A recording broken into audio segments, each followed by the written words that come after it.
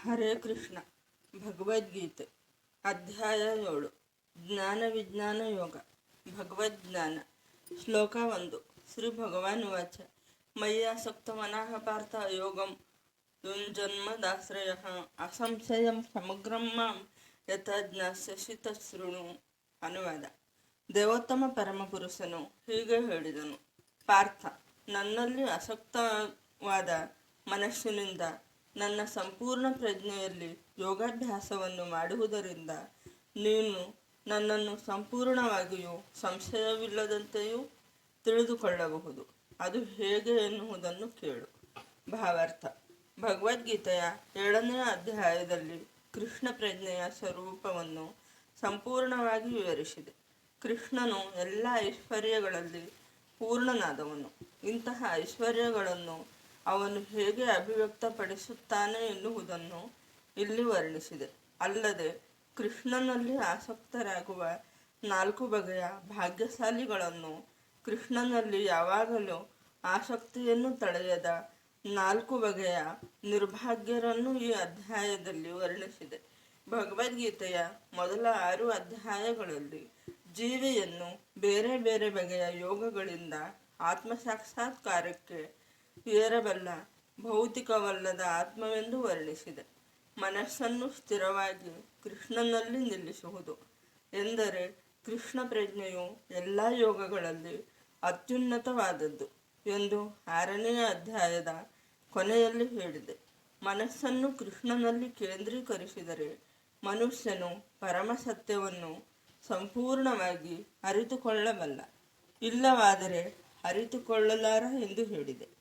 ನಿರಾಕಾರ ಬ್ರಹ್ಮಜ್ಯೋತಿಯ ಅಥವಾ ಅಂತರ್ಯಾಮಿ ಪರಮಾತ್ಮನ ಸಾಕ್ಷಾತ್ಕಾರವು ಪರಮ ಸತ್ಯದ ಪರಿಪೂರ್ಣ ಅರಿವಲ್ಲ, ಏಕೆಂದರೆ ಅದು ಭಾಗಶಃವಾದದ್ದು. ಸಂಪೂರ್ಣವಾದ ಮತ್ತು ವೈಜ್ಞಾನಿಕವಾದ ಜ್ಞಾನವೇ ಕೃಷ್ಣ. ಕೃಷ್ಣ ಪ್ರಜ್ಞೆಯಲ್ಲಿರುವ ಮನುಷ್ಯನಿಗೆ ಎಲ್ಲವೂ ಪ್ರಕಟವಾಗುತ್ತದೆ. ಸಂಪೂರ್ಣ ಕೃಷ್ಣ ಪ್ರಜ್ಞೆಯಲ್ಲಿ ಯಾವ ಸಂಶಯವೂ ಇಲ್ಲದೆ ಕೃಷ್ಣನೇ ಅಂತಿಮ ಜ್ಞಾನ ಎಂದು ಮನುಷ್ಯನಿಗೆ ಗೊತ್ತಾಗುತ್ತದೆ. ಯೋಗದ ಬೇರೆ ಬೇರೆ ಬಗೆಗಳು ಕೃಷ್ಣ ಪ್ರಜ್ಞೆಯ ಮಾರ್ಗದಲ್ಲಿ ಮೆಟ್ಟುಗಲ್ಲುಗಳು ಮಾತ್ರ. ನೇರವಾಗಿ ಕೃಷ್ಣ ಪ್ರಜ್ಞೆಯಲ್ಲಿ ನಿರತನಾಗುವವನಿಗೆ ಬ್ರಹ್ಮಜ್ಯೋತಿಯ ಮತ್ತು ಪರಮಾತ್ಮನ ಸಂಪೂರ್ಣ ಅರಿವು ಪ್ರಯತ್ನವಿಲ್ಲದೆಯೇ ಆಗುತ್ತದೆ. ಕೃಷ್ಣ ಪ್ರಜ್ಞೆಯ ಯೋಗಾಭ್ಯಾಸದಿಂದ ಮನುಷ್ಯನು ಎಲ್ಲವನ್ನೂ ಸಂಪೂರ್ಣವಾಗಿ ತಿಳಿದುಕೊಳ್ಳಬಹುದು. ಪರಮ ಸತ್ಯ, ಜೀವಿಗಳು, ಭೌತಿಕ ಪ್ರಕೃತಿ ಮತ್ತು ಸಾಧನ ಸಾಮಗ್ರಿಗಳೊಡನೆ ಅವುಗಳ ಅಭಿವ್ಯಕ್ತಿ ಎಲ್ಲವನ್ನೂ ತಿಳಿದುಕೊಳ್ಳಬಹುದು. ಆದ್ದರಿಂದ 6ನೇ ಅಧ್ಯಾಯದ ಕಡೆಯ ಶ್ಲೋಕದಲ್ಲಿ ನಿರ್ದೇಶಿಸಿದಂತೆ ಯೋಗಾಭ್ಯಾಸವನ್ನು ಪ್ರಾರಂಭಿಸಬೇಕು. 9 ಬೇರೆ ಬೇರೆ ರೂಪಗಳ ನಿಗದಿತ ಭಕ್ತಿ ಸೇವೆಯಿಂದ ಪರಮಪ್ರಭುವಾದ ಕೃಷ್ಣನಲ್ಲಿ ಮನಸ್ಸನ್ನು ಕೇಂದ್ರೀಕರಿಸುವುದು ಸಾಧ್ಯವಾಗುತ್ತದೆ. ಈ 9 ರೂಪಗಳಲ್ಲಿ ಮೊದಲನೆಯದು ಮತ್ತು ಅತ್ಯಂತ ಮುಖ್ಯವಾದದ್ದು ಶ್ರವಣಂ. ಆದುದರಿಂದ ಭಗವಂತನು ಅರ್ಜುನನಿಗೆ ತತ್ಸೃಣು ಎಂದರೆ ನನ್ನಿಂದ ಕೇಳು ಎಂದು ಹೇಳುತ್ತಾನೆ. ಕೃಷ್ಣನಿಗಿಂತ ಶ್ರೇಷ್ಠನಾದ ಅಧಿಕಾರಿ ಇಲ್ಲ.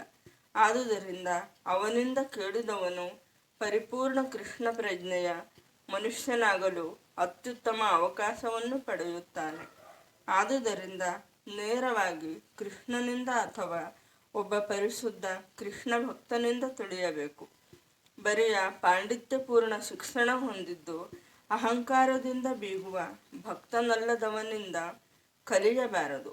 ಶ್ರೀಮದ್ ಭಾಗವತದಲ್ಲಿ ದೇವೋತ್ತಮ ಪರಮಪುರುಷನು ಪರಮ ಸತ್ಯವೂ ಆದ ಶ್ರೀಕೃಷ್ಣನನ್ನು ಅರ್ಥ ಮಾಡಿಕೊಳ್ಳುವ ವಿಧಾನವನ್ನು ಪ್ರಥಮ ಸ್ಕಂದದ 2ನೇ ಅಧ್ಯಾಯದಲ್ಲಿ ಹೀಗೆ ವಿವರಿಸಿದೆ: ಶೃಣ್ವತಾಂ ಸ್ವಕಥಾಃ ಕೃಷ್ಣಃ ಪುಣ್ಯಶ್ರವಣ ಕೀರ್ತನಃ ವೃದ್ಧ್ಯಂತಸ್ತ್ರೋ ಭಯಭದ್ರಾಣಿ ವಿಧುನೋತಿ ಸುಹೃತ್ ಸತಾಂ ನಷ್ಟಪ್ರಾಯೇಷು ಭದ್ರೇಷು ನಿತ್ಯಂ ಭಾಗವತ ಸೇವಯಾ ಭಗವತ್ಯುತ್ತಮ ಶ್ಲೋಕೆ ಭಕ್ತಿರ್ಭವತಿ ನೈಷ್ಠಿಕಿ ತಥಾ ರಜಸ್ತಮೋ ಭಾವಾಃ ಕಾಮಲೋಭಾದಯಶ್ಚ ಯೇ ಚೇತಯೇತರನಾವಿದ್ಧಂ ಸ್ಥಿತಂ ಸತ್ವೇ ಪ್ರಸೀದತಿ ಏವಂ ಪ್ರಸನ್ನಮನಸೋ ಭಗವದ್ಭಕ್ತಿಯೋಗತಃ ಭಗವತ್ತತ್ವವಿಜ್ಞಾನ ಮುಕ್ತಸಂಗಸ್ಯ ಜಾಯತೆ ಛಿದ್ಯತೆ ಹೃದಯಗ್ರಂಥಿಃ ಛಿದ್ಯಂತೆ ಸರ್ವಸಂಶಯಾಃ ಕ್ಷೀಯಂತೆ ಚಾಸ್ಯ ಕರ್ಮಾಣಿ ದೃಷ್ಟ ಏವಾತ್ಮನೀಶ್ವರೇ.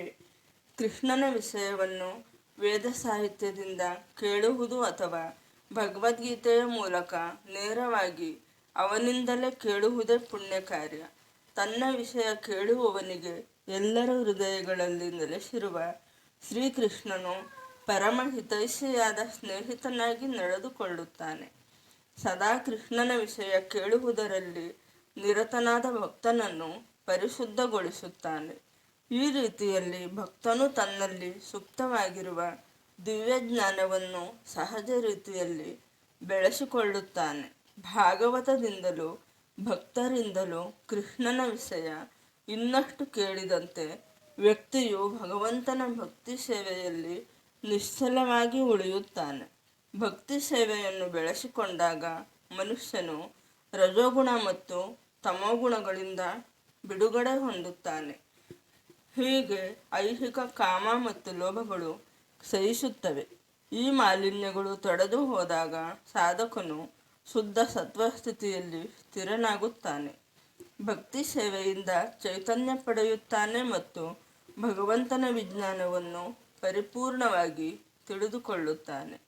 ಹೀಗೆ ಭಕ್ತಿಯೋಗವು ಭೌತಿಕ ವ್ಯಾಮೋಹದ ಗಂಟನ್ನು ಕತ್ತರಿಸಿ ಹಾಕುತ್ತದೆ ಮತ್ತು ಮನುಷ್ಯನು ಕೂಡಲೇ ಅಸಂಶಯಂ ಸಮಗ್ರಂ ಸ್ಥಿತಿಗೆ ಅಥವಾ ಪರಮಸತ್ಯನಾದ ದೇವೋತ್ತಮ ಪರಮ ಪುರುಷನನ್ನು ಅರ್ಥ ಮಾಡಿಕೊಳ್ಳುವ ಸ್ಥಿತಿಗೆ ಬರುವುದು ಸಾಧ್ಯವಾಗುತ್ತದೆ. ಆದುದರಿಂದ ಕೃಷ್ಣನಿಂದ ಅಥವಾ ಕೃಷ್ಣ ಪ್ರಜ್ಞೆಯಲ್ಲಿರುವ ಅವನ ಭಕ್ತರಿಂದ ಶ್ರವಣ ಮಾಡುವುದೇ ಶ್ರೀಕೃಷ್ಣ ವಿಜ್ಞಾನವನ್ನು ಅರ್ಥ ಮಾಡಿಕೊಳ್ಳುವ ಸರಿಯಾದ ದಾರಿ. ಶ್ಲೋಕ 2. ಜ್ಞಾನಂ ತೇಹಂ ಸವಿಜ್ಞಾನಮಿದಂ ವಕ್ಷ್ಯಾಮಿ ಶೇಷತಃ ಯಜ್ಞಾತ್ವಾ ನೇಹ ಭೂಯೋನ್ಮಜ್ ಜ್ಞಾತವ್ಯಮವಶಿಷ್ಯತೆ. ಅನುವಾದ: ಈಗ ನಾನು ನಿನಗೆ ಇಂದ್ರಿಯ ಗೋಚರವಾದ ಜ್ಞಾನವನ್ನು, ಆಧ್ಯಾತ್ಮಿಕ ಜ್ಞಾನವನ್ನು ಸಂಪೂರ್ಣವಾಗಿ ತಿಳಿಸಿಕೊಡುತ್ತೇನೆ. ಇದನ್ನು ತಿಳಿದುಕೊಂಡ ಮೇಲೆ ನೀನು ತೆಗೆದುಕೊಳ್ಳಬೇಕಾದದ್ದು ಏನೂ ಇರುವುದಿಲ್ಲ. ಭಾವಾರ್ಥ: ಸಂಪೂರ್ಣ ಜ್ಞಾನದಲ್ಲಿ ಇಂದ್ರಿಯ ಗ್ರಾಹ್ಯ ಪ್ರಪಂಚ, ಅದರ ಹಿಂದೆ ಇರುವ ಚೇತನ ಮತ್ತು ಇವೆರಡರ ಮೂಲ, ಇವುಗಳ ತಿಳುವಳಿಕೆಯೂ ಸೇರಿದೆ. ಇದೇ ಆಧ್ಯಾತ್ಮಿಕ ಜ್ಞಾನ. ಅರ್ಜುನನು ಕೃಷ್ಣನ ಅಂತರಂಗ ಭಕ್ತ ಮತ್ತು ಸ್ನೇಹಿತ. ಆದುದರಿಂದ ಭಗವಂತನು ಮೇಲಿನ ಜ್ಞಾನ ವಿಧಾನವನ್ನು ವಿವರಿಸಲು ಬಯಸುತ್ತಾನೆ. 4ನೆಯ ಅಧ್ಯಾಯದ ಪ್ರಾರಂಭದಲ್ಲಿ ಭಗವಂತನು ಈ ವಿವರಣೆಯನ್ನು ಕೊಟ್ಟಿದ್ದಾನೆ. ಅದನ್ನು ಇಲ್ಲಿ ಮತ್ತೆ ದೃಢಪಡಿಸಿದೆ. ಭಗವಂತನಿಂದ ನೇರವಾಗಿ ಬಂದ ಗುರು ಶಿಷ್ಯ ಪರಂಪರೆಯಲ್ಲಿರುವ ಭಗವದ್ಭಕ್ತನು ಮಾತ್ರ ಸಂಪೂರ್ಣ ಜ್ಞಾನವನ್ನು ಪಡೆದುಕೊಳ್ಳಬಲ್ಲ. ಆದುದರಿಂದ ಎಲ್ಲ ಕಾರಣಗಳ ಕಾರಣನಾದ ಮತ್ತು ಎಲ್ಲ ಯೋಗಾಭ್ಯಾಸ ರೀತಿಗಳಲ್ಲಿಯೂ ಧ್ಯಾನದ ಗುರಿಯಾದ ಎಲ್ಲ ಜ್ಞಾನದ ಮೂಲವನ್ನು ಅರ್ಥ ಮಾಡಿಕೊಳ್ಳುವಷ್ಟು ಬುದ್ಧಿಯು ಮನುಷ್ಯನಿಗಿರಬೇಕು. ಎಲ್ಲ ಕಾರಣಗಳ ಕಾರಣವು ತಿಳಿದಾಗ ತಿಳಿದುಕೊಳ್ಳಬಹುದಾದದ್ದೆಲ್ಲ ತಿಳಿಯುತ್ತದೆ ಮತ್ತು ಯಾವುದೂ ತಿಳಿಯದೆ ಉಳಿಯುವುದಿಲ್ಲ. ವೇದಗಳು ಕಸ್ಮಿನ್ನೂ ಭಗವೋ ವಿಜ್ಞಾತೆ ಸರ್ವಮಿದಂ ವಿಜ್ಞಾತಂ ಭವತಿ ಎಂದು ಹೇಳುತ್ತವೆ. ಶ್ಲೋಕ 3. ಮನುಷ್ಯಾಣಾಂ ಸಹಸ್ರೇಷು ಕಶ್ಚಿದ್ ಯತತಿ ಸಿದ್ಧಯೇ ಯತತಾಮಪಿ ಸಿದ್ಧಾನಾಂ ಕಶ್ಚಿನ್ ಮಾಂ ವೇತ್ತಿ ತತ್ವತಃ. ಅನುವಾದ: ಸಾವಿರಾರು ಜನರಲ್ಲಿ ಒಬ್ಬನು ಪರಿಪೂರ್ಣತೆಗಾಗಿ ಪ್ರಯತ್ನಿಸಬಹುದು. ಪರಿಪೂರ್ಣತೆಯನ್ನು ಸಾಧಿಸಿರುವವರಲ್ಲಿ ಒಬ್ಬನು ನನ್ನನ್ನು ನಿಜವಾಗಿ ಅರ್ಥ ಮಾಡಿಕೊಂಡಿರುತ್ತಾನೆ. ಭಾವಾರ್ಥ: ಮನುಷ್ಯರಲ್ಲಿ ಬೇರೆ ಬೇರೆ ಮಟ್ಟಗಳಿವೆ. ಆತ್ಮವೆಂದರೇನು, ದೇಹವೆಂದರೇನು, ಪರಮ ಸತ್ಯವೆಂದರೇನು ಇವೆಲ್ಲವನ್ನೂ ತಿಳಿದುಕೊಳ್ಳಲು ದಿವ್ಯ ಸಾಕ್ಷಾತ್ಕಾರದಲ್ಲಿ 1000 ಜನರಲ್ಲಿ ಒಬ್ಬನಿಗೆ ತಕ್ಕಷ್ಟು ಆಸಕ್ತಿ ಇರಬಹುದು. ತಿನ್ನುವುದು, ನಿದ್ರೆ, ರಕ್ಷಣೆ ಮತ್ತು ಮೈಥುನ ಈ ಪಶು ಪ್ರವೃತ್ತಿಗಳಲ್ಲೇ ಸಾಮಾನ್ಯವಾಗಿ ಮನುಷ್ಯರು ತನ್ಮಯರಾಗಿರುತ್ತಾರೆ. ಸಾಮಾನ್ಯವಾಗಿ ದಿವ್ಯ ಜ್ಞಾನದಲ್ಲಿ ಯಾರಿಗೂ ಆಸಕ್ತಿ ಇರುವುದಿಲ್ಲ. ಗೀತೆಯ ಮೊದಲ 6 ಅಧ್ಯಾಯಗಳನ್ನು ದಿವ್ಯ ಜ್ಞಾನದಲ್ಲಿ ವಿಶಿಷ್ಟವಾದ ಆಸಕ್ತಿ ಇರುವವರಿಗಾಗಿ ಹೇಳಿದೆ. ದಿವ್ಯ ಜ್ಞಾನ, ಆತ್ಮ, ಪರಮಾತ್ಮ, ಜ್ಞಾನಯೋಗ ಮತ್ತು ಧ್ಯಾನ ಯೋಗಗಳ ಮೂಲಕ ಸಾಕ್ಷಾತ್ಕಾರದ ಪ್ರಕ್ರಿಯೆ ಆತ್ಮನನ್ನು ಜಡವಸ್ತುವಿನಿಂದ ಪ್ರತ್ಯೇಕಿಸುವುದು. ಇದೇ ಆ ವಿಶಿಷ್ಟವಾದ ದಿವ್ಯಜ್ಞಾನವಾಗಿದೆ. ಕೃಷ್ಣ ಪ್ರಜ್ಞೆ ಇರುವವರು ಮಾತ್ರ ಕೃಷ್ಣನನ್ನು ಅರಿಯಬಲ್ಲರು. ನಿರಾಕಾರ ಬ್ರಹ್ಮನ್ ಸಾಕ್ಷಾತ್ಕಾರವು ಕೃಷ್ಣನನ್ನು ಅರಿಯುವುದಕ್ಕಿಂತ ಸುಲಭ.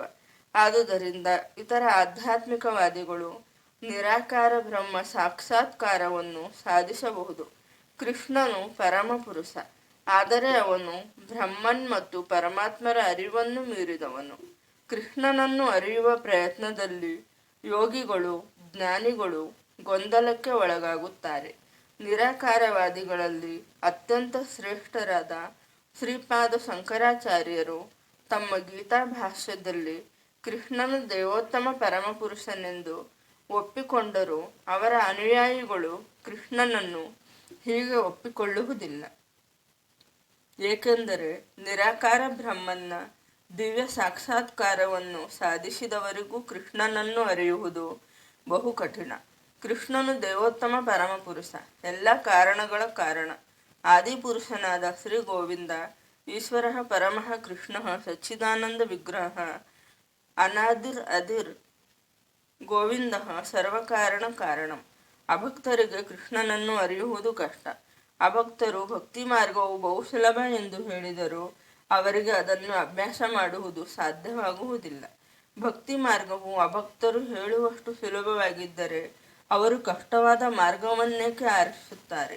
ವಾಸ್ತವವಾಗಿ ಭಕ್ತಿ ಮಾರ್ಗವು ಸುಲಭವಲ್ಲ. ಭಕ್ತಿಯನ್ನು ತಿಳಿಯದ ಅಧಿಕಾರವಿಲ್ಲದ ಜನ ಭಕ್ತಿ ಮಾರ್ಗ ಎಂದು ಕರೆದು ಅನುಸರಿಸುವ ಮಾರ್ಗವು ಸುಲಭವಾಗಿರಬಹುದು. ಆದರೆ ನಿಯಮ ನಿಬಂಧನೆಗಳಿಗನುಗುಣವಾಗಿ ಅದನ್ನು ಅನುಸರಿಸಿದಾಗ ಊಹಾತ್ಮಕ ಚಿಂತನೆಯಲ್ಲಿ ತೊಡಗುವ ಪಂಡಿತರು, ತತ್ವಶಾಸ್ತ್ರಜ್ಞರು ಆ ಮಾರ್ಗದಿಂದ ಪತನಗೊಳ್ಳುವರು. ಶ್ರೀಲ ರೂಪ ಗೋಸ್ವಾಮಿಯವರು ತಮ್ಮ ಭಕ್ತಿ ರಸಾಮೃತ ಸಿಂಧುವಿನಲ್ಲಿ ಹೀಗೆ ಬರೆಯುತ್ತಾರೆ: ಶ್ರುತಿ ಸ್ಮೃತಿ ಪುರಾಣಾದಿ ಪಂಚರಾತ್ರ ವಿಧಿಂ ಐಕಾಂತಿಕಿ ಹರೇರ್ ಭಕ್ತಿರ್ ಉತ್ಪಾತ ಏವ ಕಲ್ಪತೆ. ಉಪನಿಷತ್ತುಗಳು, ಪುರಾಣಗಳು ಮತ್ತು ನಾರದ ಪಂಚರಾತ್ರಗಳಂತಹ ಅಧಿಕೃತ ವೇದ ಸಾಹಿತ್ಯವನ್ನು ಅಲಕ್ಷ್ಯ ಮಾಡುವ ಭಕ್ತಿ ಸೇವೆಯು ಸಮಾಜದಲ್ಲಿ ಅನಗತ್ಯವಾದ ಗಲಭೆ. ಬ್ರಹ್ಮನ್ ಸಾಕ್ಷಾತ್ಕಾರವನ್ನು ಪಡೆದ ನಿರಾಕಾರವಾದಿಗಾಗಲಿ, ಪರಮಾತ್ಮ ಸಾಕ್ಷಾತ್ಕಾರವನ್ನು ಪಡೆದ ಯೋಗಿಗಾಗಲಿ ದೇವೋತ್ತಮ ಪರಮ ಪುರುಷನಾದ ಕೃಷ್ಣನನ್ನು ಯಶೋದೆಯ ಮಗನಾಗಿ ಅಥವಾ ಅರ್ಜುನನ ಸಾರಥಿಯಾಗಿ ಅರ್ಥ ಮಾಡಿಕೊಳ್ಳುವುದು ಸಾಧ್ಯವಿಲ್ಲ. ಮಹಾನ್ ದೇವತೆಗಳಿಗೂ ಕೆಲವೊಮ್ಮೆ ಕೃಷ್ಣನ ವಿಷಯದಲ್ಲಿ ಗೊಂದಲವಾಗುತ್ತದೆ. ಭಗವಂತನು ಮಾಂತು ವೇದನ ಕಶ್ಚನ, ನಾನಿರುವಂತೆ ಯಾರೂ ನನ್ನನ್ನು ಅರಿಯರು ಎಂದು ಹೇಳುತ್ತಾನೆ. ಆತನನ್ನು ಅರಿತಿದ್ದರೆ ಆಗ ಸ ಮಹಾತ್ಮ ಸುದುರ್ಲಭ. ಅಂತಹ ಮಹಾತ್ಮನು ದೊರೆಯುವುದು ಬಹು ಕಷ್ಟ. ದೊಡ್ಡ ವಿದ್ವಾಂಸನು, ತತ್ವಶಾಸ್ತ್ರಜ್ಞನು ಆಗಿರುವವನು ಸಹ ಭಗವಂತನ ಪ್ರೇಮಪೂರ್ವಕ ಸೇವೆಯನ್ನು ಅಭ್ಯಾಸ ಮಾಡದಿದ್ದರೆ ಕೃಷ್ಣನು ಇರುವಂತೆ ಅವನನ್ನು ಅರಿಯಲಾರ. ಕೃಷ್ಣನು ಎಲ್ಲ ಕಾರಣಗಳ ಕಾರಣನು. ಅವನು ಸರ್ವವ್ಯಾಪಿ ಮತ್ತು ಸಿರಿವಂತ. ಅವನಲ್ಲಿ ಶ್ರೀಮಂತಿಕೆ, ಕೀರ್ತಿ, ಶಕ್ತಿ, ಸೌಂದರ್ಯ, ಜ್ಞಾನ ಮತ್ತು ವೈರಾಗ್ಯ ಈ ಎಲ್ಲ ಊಹಾತೀತ ದಿವ್ಯ ಗುಣಗಳಿವೆ. ಪರಿಶುದ್ಧ ಭಕ್ತರು ಮಾತ್ರ ಈ ಗುಣಗಳನ್ನು ಸ್ವಲ್ಪ ಮಟ್ಟಿಗೆ ಅರಿಯಬಲ್ಲರು. ಏಕೆಂದರೆ ಕೃಷ್ಣನು ಭಕ್ತರ ಬಗ್ಗೆ ದಯಾಳುವಾಗಿದ್ದಾನೆ. ಬ್ರಹ್ಮನ್ ಸಾಕ್ಷಾತ್ಕಾರದಲ್ಲಿ ಅವನೇ ಕಡೆಯ ಮಾತು. ಭಕ್ತರು ಮಾತ್ರ ಅವನು ಇರುವಂತೆ ಅವನ ಸಾಕ್ಷಾತ್ಕಾರವನ್ನು ಪಡೆಯಬಲ್ಲರು. ಆದ್ದರಿಂದ ಹೀಗೆ ಹೇಳಿದೆ: ಅತಃ ಶ್ರೀ ಕೃಷ್ಣನಾಮಾದೀನ ಭವೇದ್ಗ್ರಾಹ್ಯಮಿಂದ್ರಿಯೈಃ ಸೇವೋನ್ಮುಖ್ಯ ಹಿ ಜಿಹ್ವಾದೋ ಸ್ವಯಮೇವ ಸ್ಫುರತ್ಯದಃ. ಜಡ ಭೌತಿಕ ಇಂದ್ರಿಯಗಳ ಮೂಲಕ ಯಾರೂ ಕೃಷ್ಣನು ಇರುವಂತೆ ಅವನನ್ನು ಗ್ರಹಿಸಲಾರರು. ಆದರೆ ಆತನು ಭಕ್ತರು ತನಗೆ ಅರ್ಪಿಸುವ ಪ್ರೇಮಪೂರ್ವಕ ಸೇವೆಯಿಂದ ಸುಪ್ರೀತನಾಗಿ ಅವರಿಗೆ ಪ್ರಕಟಿತನಾಗುತ್ತಾನೆ. ಹರೇ ಕೃಷ್ಣ.